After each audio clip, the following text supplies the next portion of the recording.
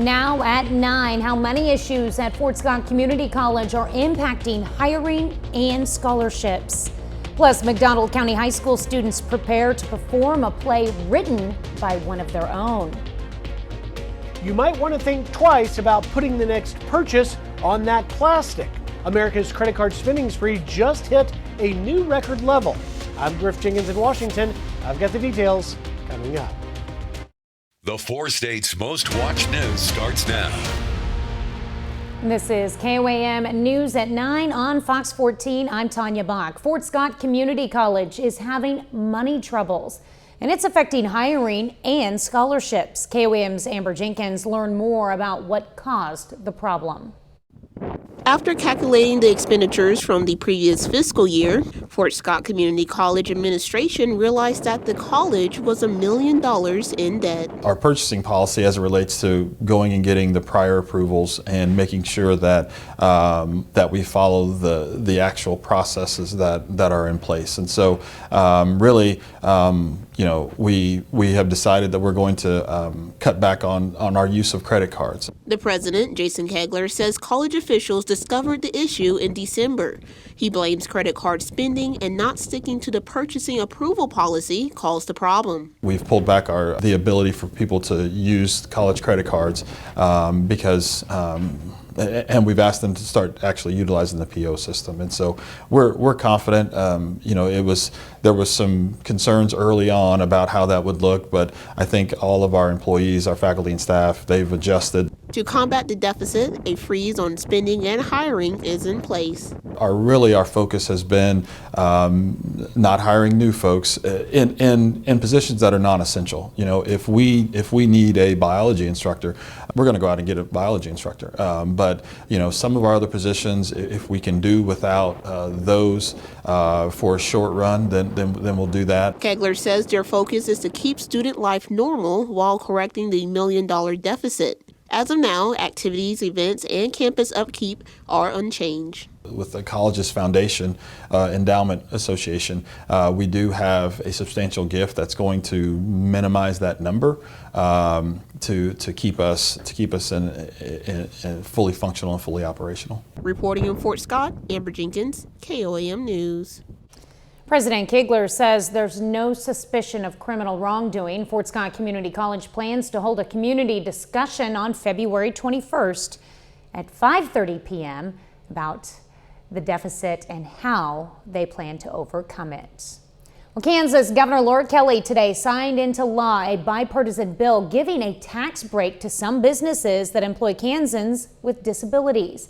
Under the new law, the Disability Employment Act expands an income tax credit for goods and services purchased from qualified businesses that employ disabled workers and pay those workers at least the minimum wage.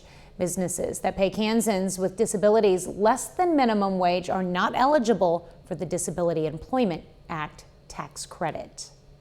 Well, meteorologist Lindsay Gaffney joins us with a first look at weather.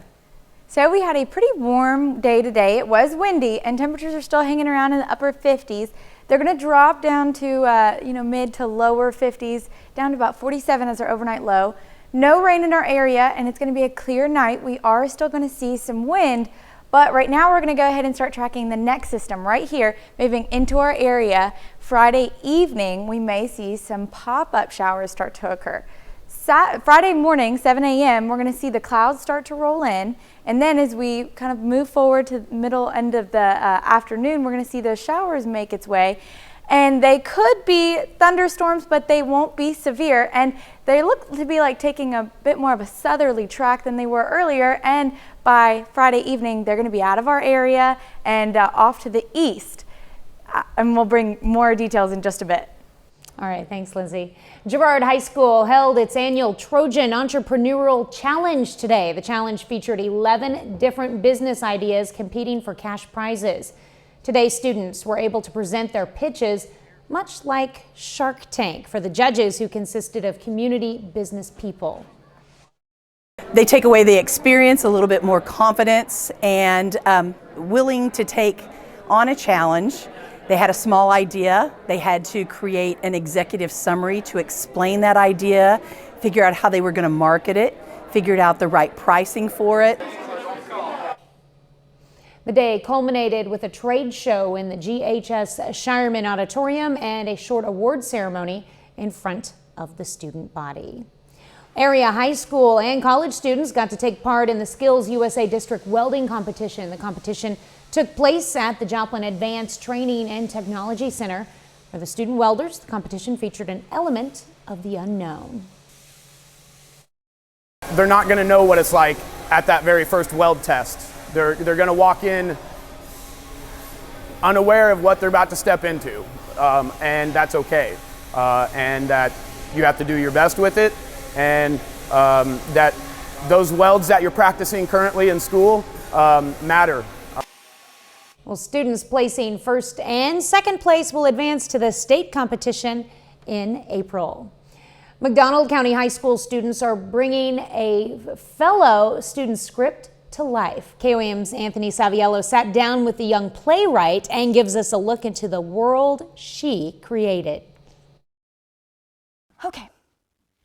Princess Eleanor was walking The through world of forest. theater allows artists to bring different ideas and worlds to life. I actually wrote the show in one night, spontaneously. After dinner with my parents, I was like, oh, I would love to write a story about an author with writer's block, because that's where I was, and I was like, that's a perfect way to get out of writer's block. For playwright Rebecca Lilly, the words she once wrote down when she was 16 will now be put on the stage by her fellow students. The creative process and everything, it was wonderful seeing the show being put together. And it's just a wonderful opportunity that this department gets to put this on. It's really an honor. For main character Alana Frisbee, there's a lot of pressure to make sure her friend's show is portrayed in the perfect way. She's happy one moment, stressed the next, almost angry the next minute. That's probably one of the hardest challenges too. Also, getting the lines down. The lines are so wordy. However, it's nothing but praise and support for Rebecca and her show. Rebecca always follows through with whatever she's going to do, and she does it excellently well.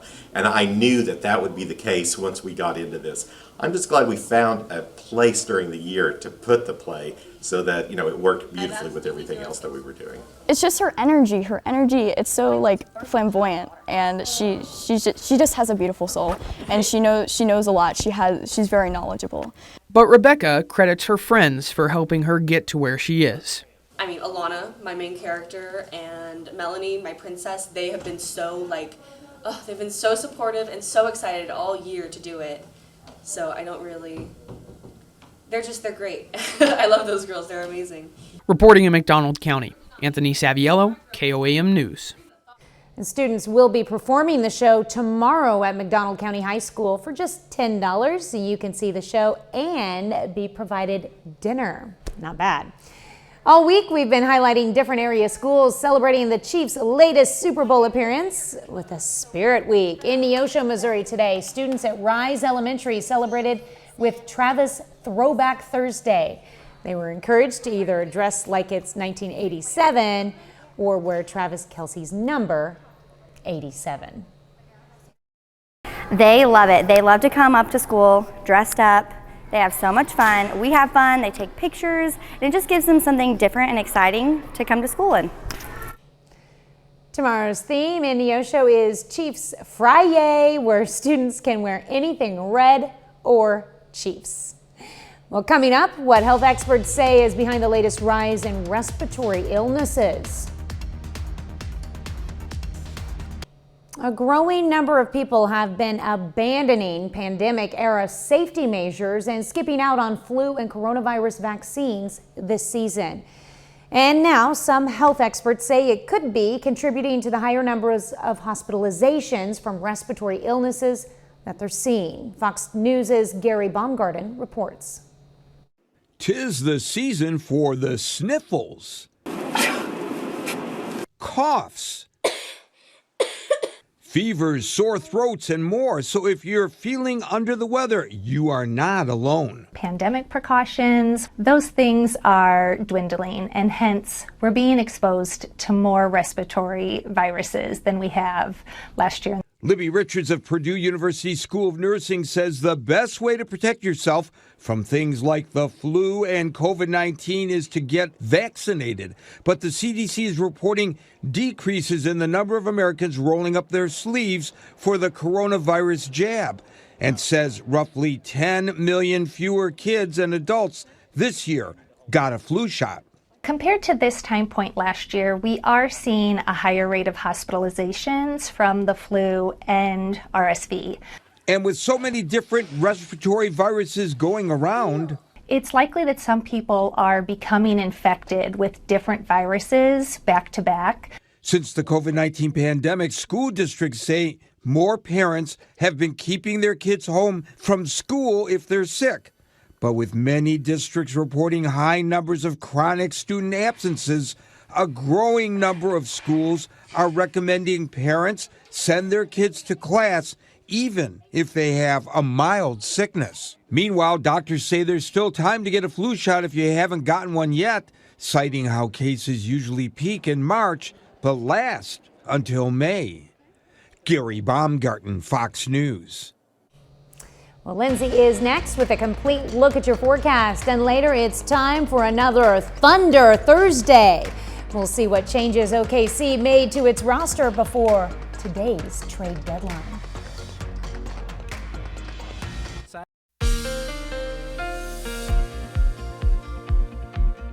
We had a good couple of days there, warmer temperatures, and it's going to continue into tomorrow until we see some showers.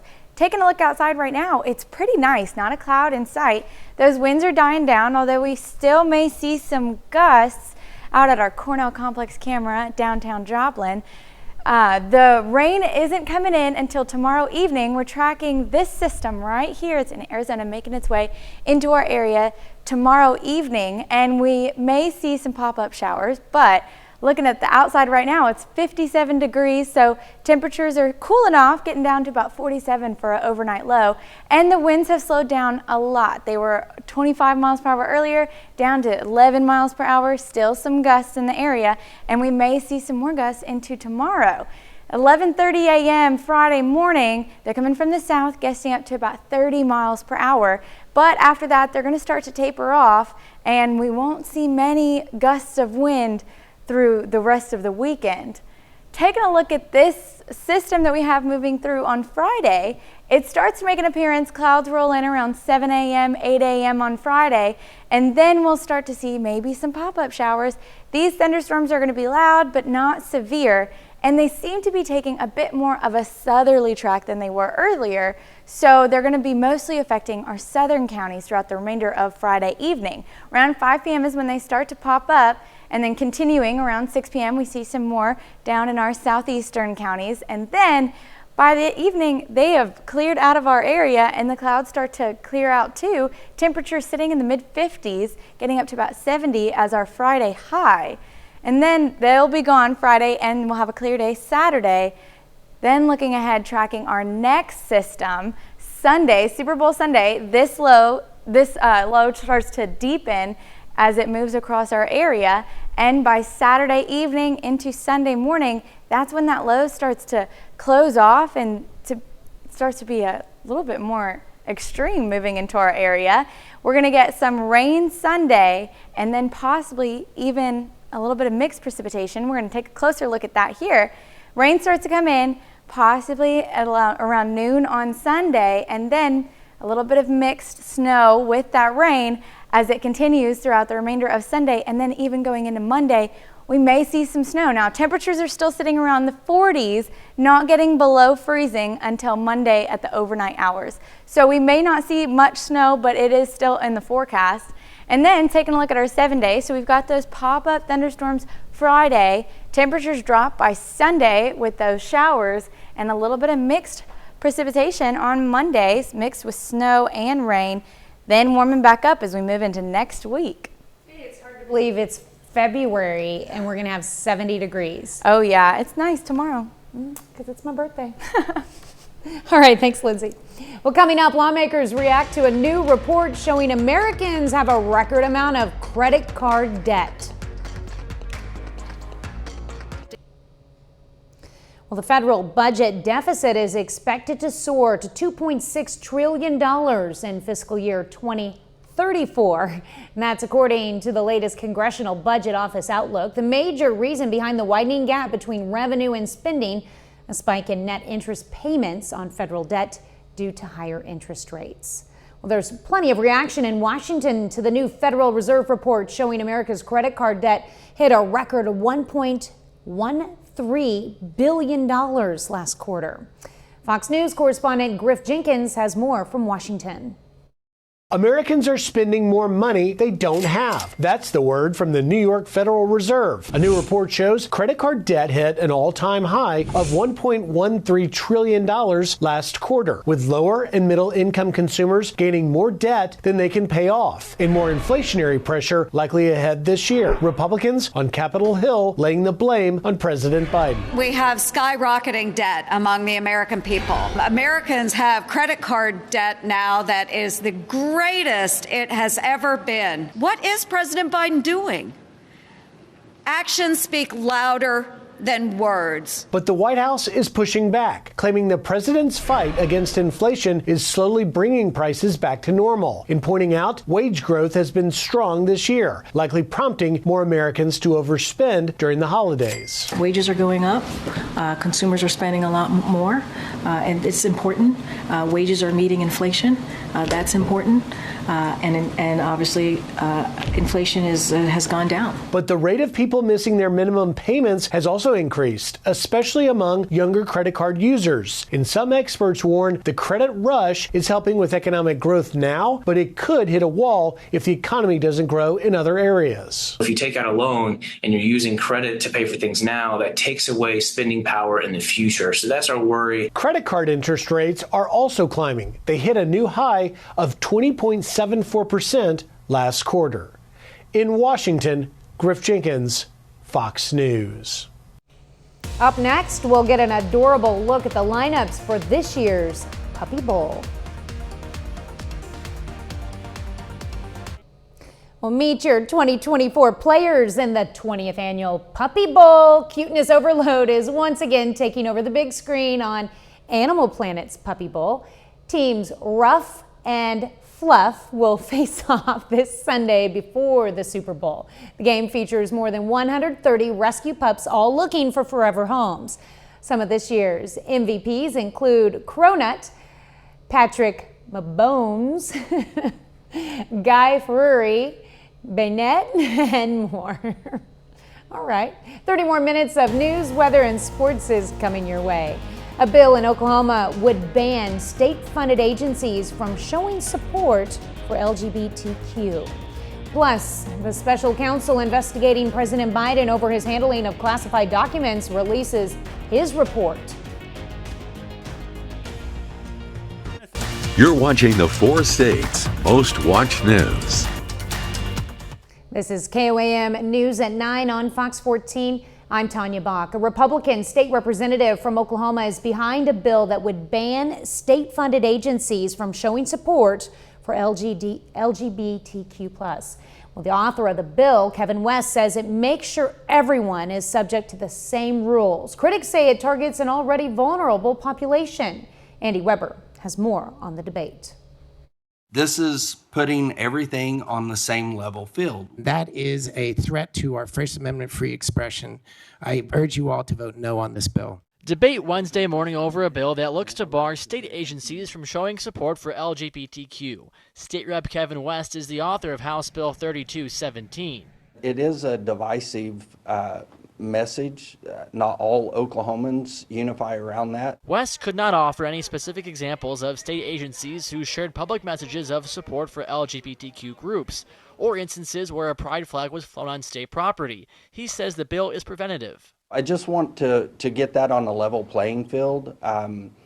You know, like I said, if you put something out there that's religious in nature, it would almost guarantee a lawsuit. LGBTQ advocates like Freedom Oklahoma see the bill differently. We've created a system in which state agencies and schools can't adequately serve to us LGBTQ+ folks. And I think that that threatens not only federal funding, but also just the safety and well-being of folks in our state. State Rep John Waldron, who opposed the bill, argued if this bill bans pride flags, why not go after Confederate flags, something West said he was open to. Do you have a concern, though, that might equate the pride flag to the Confederate flag, put it in the same group? Yeah, that's a fair question. But I think what we're going to do is if we're going to pick winners and losers, then we ought to have a broader discussion. If someone thinks the pride flag is divisive, which I disagree, then let's talk about something that's really divisive, like the Confederate flag. While schools would also fall under this bill, West said places like classrooms would still be able to fly flags since they are protected by the First Amendment. For more than 2 hours today, the Supreme Court questioned lawyers about whether the state of Colorado can disqualify former President Donald Trump from appearing on that state's primary ballot. Nearly all of the justices seemed very skeptical of the ruling, which was made due to his connection with the January 6th insurrection. The justices suggested that excluding him could unfairly impact every other state in the union. Well, the special counsel report on President Joe Biden's classified documents was released and no charges were recommended. Fox News correspondent Connor Hansen has the details. No criminal charges will be filed against President Joe Biden in his classified documents case. Special counsel Robert Hur says there isn't enough evidence. I was pleased to see they reached a conclusion I believed and knew all along they would, that there are no charges should be brought in this case. The special counsel report says President Biden willfully kept classified materials during his time as vice president, senator, and as a private citizen. The report says some notes contained sensitive intelligence, sources, and methods. Bottom line is the special counsel in my case decided against moving forward with any charges, and this matter is now closed. I think more than anything, it's politics that are at stake. I think this will be a political embarrassment for Joe Biden. As a possible defense, the report suggests, quote, Mr. Biden would likely present himself to a jury, as he did in our interview of him, as a sympathetic, well-meaning elderly man with a poor memory. The White House is likely not happy with that insinuation. In a written statement, President Biden said he spent 5 hours doing in-person interviews last October while the crisis in Israel was unfolding. Special counsel acknowledged I cooperated completely. I did not throw up any roadblocks. I sought no delays. It's certainly a political problem for Joe Biden, but as we found out today, it's not going to be a legal one for him. Former President Donald Trump was indicted for keeping classified documents. His trial is currently scheduled to start in May. In New York, Connor Hansen, Fox News. Well, a bit later, it's one of the many reasons people tune in to the big game. We look at what goes into creating the perfect Super Bowl ad.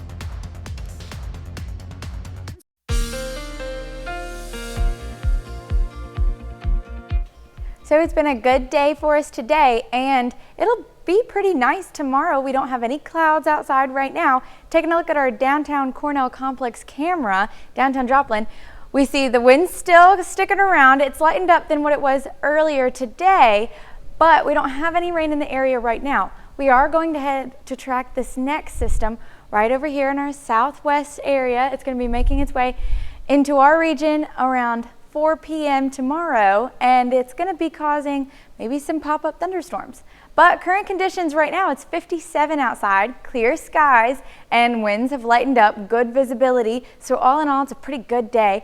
Temperatures are going to drop down to about 47 for our overnight low, but these winds are going to still stick around until tomorrow. They're gusting up to about 33 miles per hour, maybe getting up to 35 miles per hour. But after Friday around noon, they do start to lighten up. We see still another little patch of gusty winds, only gusting up to about 20, 25 miles per hour. This is not as bad as what we had today and yesterday. And then by Saturday, most of the wind is out of here. It's lightened up completely. We just have some light winds coming from the north. Now this system that's going to be moving in tomorrow, it's coming in, clouds start to roll in around 7 a.m.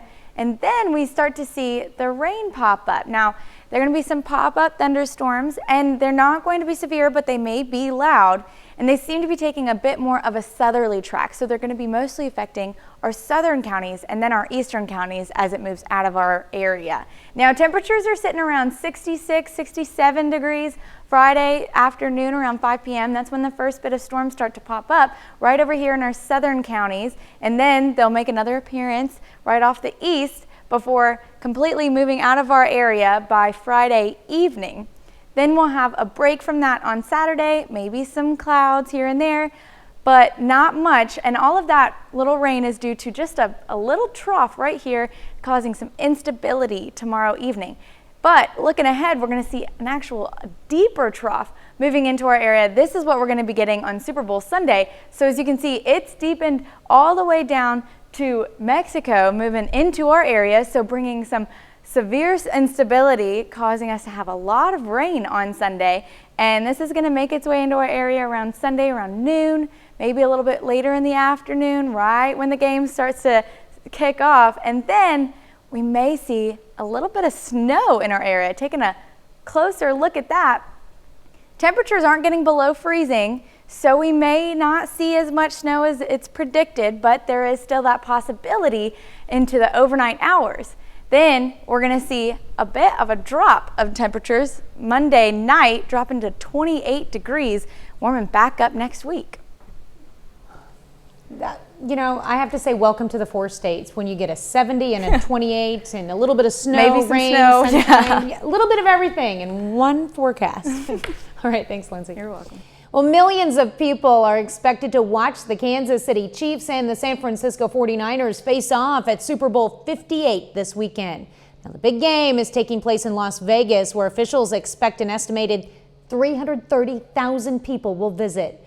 Heightened security can already be felt across the city, and officials say it will only ramp up as game day approaches. Fox's Anna Elopoulos has the story. Vigilance, like football, requires teamwork. It's all hands on deck in Las Vegas as the city puts the finishing touches on security preps ahead of Super Bowl 58 this weekend. While no stranger to big events, this is the first time Sin City is hosting. Tens of thousands of people are expected to attend, with thousands more swarming the city. To be clear, there are no known, credible, specific threats to the Super Bowl or to Las Vegas at this time, but we are vigilant and we are prepared. More than 700 people across local, state, and federal agencies will be working around the clock until game day, both virtually and on site. Agents monitoring threats online, officers on the ground and in the air, as well as specialized agents ready to enforce the FAA's temporary flight restrictions around Allegiant Stadium. So if somebody does lift off a drone, we have technical support here so that we are going to be able to detect that drone. Homeland Security is also teaming up with Lyft to help drivers detect and prevent human trafficking, a program Secretary Mayorkas hopes will eventually expand across the nation. Lyft will feature DHS Blue campaign human trafficking resources in its driver-only in-app learning center and is reaching out to Las Vegas area drivers to ensure that they know these resources are available. Taylor Swift fans will also be happy to know, when asked, Mayorkas noted there are no credible threats related to the star, who is expected to attend in support of the Kansas City Chiefs. Anna Eliopoulos, Fox News. Well, coming up in sports, the Thunder makes a trade in the final moments before the deadline. Plus, Missouri Southern basketball hosts Lincoln. John Dales has those stories and more up next.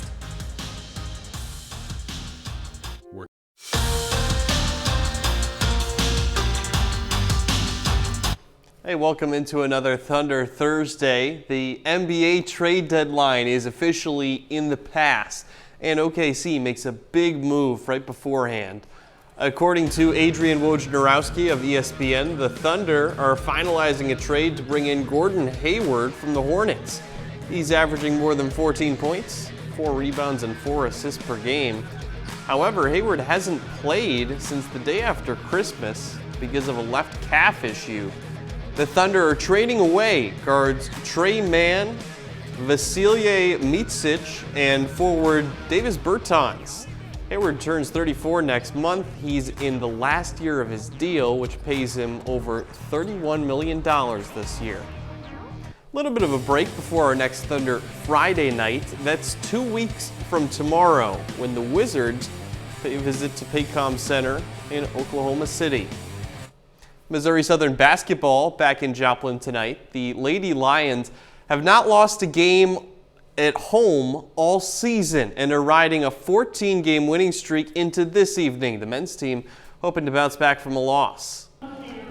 Missouri Southern comes into this game riding a 14-game winning streak, taking on Lincoln in the first quarter. Caitlin Honeycutt, nothing but nets on the three-point shot. Lions out to an early lead, still in the first. Nice pass from Chrislyn Jones to Maggie Saki, who finishes the layup to extend the Lions lead up by 4 now to the second quarter. Jones throws it across the court. Caitlin Honeycutt fires away from long range and nails it. Southern takes a 21-point lead into the halftime locker room. Second half now, Honeycutt and Jones on the fast break. Nice passing leads to an easy bucket. Then it's Honeycutt who beats the buzzer to end the third quarter. And get this, it's her birthday too. The birthday girl, Caitlin Honeycutt, finishes the game with 20 points. Lions win 76-57, win number 15 in a row. That first half, I thought our defense was really good, got us out to that lead. Started a little bit in the second half, but overall our defensive performance again was pretty solid. Then offensively, we did some positive things. But our kids have been doing a great job of understanding the scout, understanding personnel, and trying to take things away that they try to do well. Over to the men's side, Missouri Southern enters the night winners of 2 of their last 3. Against Lincoln tonight at home, first point of the game, Darius Dawson posts up, gets the lucky bounce, goes in for 2. Next possession, Dawson again fights hard inside the paint, able to pick up 2 more points. Still in the first, Avery Taggart open from 3-point range, and he makes the defense pay. Lions open the game on a 10-0 run. Later in the first half, Vincent Sigmund knocks down the mid-range jumper. A few possessions later, Sigmund comes flying into the lane, finishes with the layup. Missouri Southern goes on to win this game 83-77. So it's a 2-for-2 night in Joplin, both the Lions men's and women's team winners, and both of them playing really good basketball right now. Happy birthday, Caitlin Honeycutt, too. Yeah, played very well, leading all scores on her birthday, and just the team playing well, too. All right, and interesting trade that you were talking about with the Thunder, too. Yeah, they pick up Gordon Hayward probably just for this season because his contract expires at the end of the year. That does mean that they're very much in on this playoff run, want to go as far as they can. And maybe he'll want to sign a new contract. We'll Who see. knows? Yeah. Getting up there, though. Yeah. We'll be back with more news after this. Companies are spending several $1 million for 30-second commercials during this year's Super Bowl. Is it worth investing all of that money? Jen Sullivan explains the craft behind making a successful ad and how these companies grab our attention is such a short time span. Some people watch the Super Bowl for the game, others for the commercials. But unlike the players, these companies have seconds to grab our attention. It's a massively competitive playing field when it comes to advertising because everyone's showcasing their best spots. Kellogg marketing professor Derek Rucker says companies are shelling out $7 million this year for a 30-second ad during the Super Bowl. It's a costly investment. So how do you make sure you get a return on that investment? Some commercials make us laugh. Help! You can't touch this. While others pull at our heartstrings. Hey Google, show me photos of me and Loretta. If you introduce a problem for which your brand is the solution, that can be very powerful. Rucker says some companies will use jingles. Like a good neighbor, State Farm is there. Or celebrities. Nationwide's there to protect and maybe leave the songs to me. To grab our attention. But it's important that consumers still remember the product and not just the ad itself. Then there's the companies that simply have an iconic image that represents their brand. Like Anheuser-Busch. For Budweiser, the Clydesdales may be just as recognizable as their beer. I think they resonate with people so much because they're not only this amazing brand symbol of strength and determination and quality, but they're also just so captivating. Anheuser-Busch releasing one of their ads early this year. Let's go! Telling CNN they hope this ad is a nod to their long history with the big game. So no matter which team gets to hoist the Lombardi Trophy on Sunday, these companies are hoping they're winners too. For Consumer Watch, I'm Jen Sullivan. Well, Derek Rucker says some of these big companies will begin planning their Super Bowl commercials as early as the April before the game. Yep. Well, coming up, a Kansas City superhero gets the comic book treatment ahead of the big game. Well, there's plenty of Super Bowl buildup ahead of the Chiefs-49ers matchup Sunday in Las Vegas. Now, the hype includes Kansas City with a new animated look into the life of one of the Chiefs stars, Travis Kelce. A new comic book released on Wednesday. Alan Shope spoke to its writer.